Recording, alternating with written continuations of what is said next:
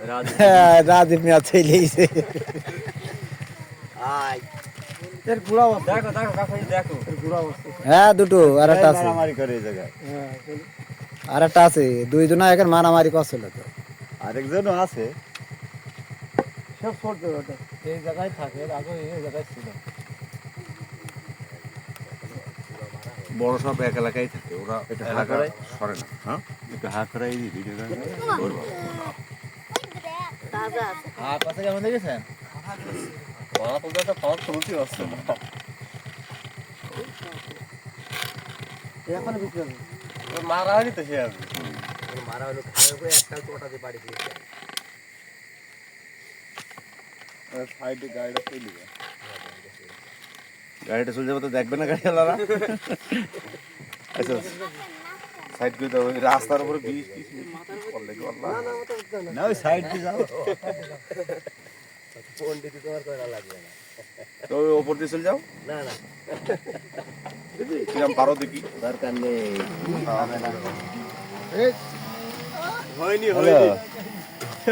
ছিল তোর গার উপর দেবে কিন্তু তুমি নিরীক্ষা না দিয়ে এই জিনিস যদি কারো সামনে যদি দেখে দেখ সাপ মাছ এই সব দেখছি না, এটা খোকা পুরানো ভালো মোটা আচ্ছা কিন্তু এমনি এমনি ফেলিস নি পল টল তো লাগে ভালো কুকুর ঘেউ কাছে একবারই খাল কথা কইলো আমার কথা যদি মাজা মারতো না ফলা তুলতো হ্যাঁ মাঝে মাঝে ওর মারলে ওখান থেকে দৌড় মারতো না এভাবে সাপটা কোন জায়গায় ছিল ওই দেখুন ওই ধানের দুইটাই মনে হয় শঙ্খ বাজাইছে আর তা নাহলে দুই মারামারি করছে এ তাই করে কিন্তু ফস ফস করে শব্দ হচ্ছে মারতে পারিনি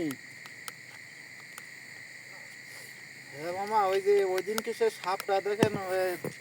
মারা হয়েছে দেখে কত বড় আর কি মোটা আছে আমার গামে তো হ্যাঁ, ওই জায়গায় রোডের কাঁপছে।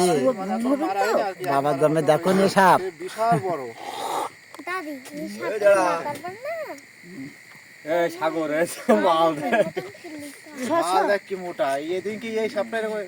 এমন করতেছিল এই জায়গায় ফসফস করতেছিল কোন ছিল এখানে এই জায়গায় ও বসাও রে আর একদিন সেই এত বড় ব্যাং ধরিছে আমারে ছুঁড়ে আবার এই সাপ এত মোটা বাবার আমি প্রথম যাসনি তাও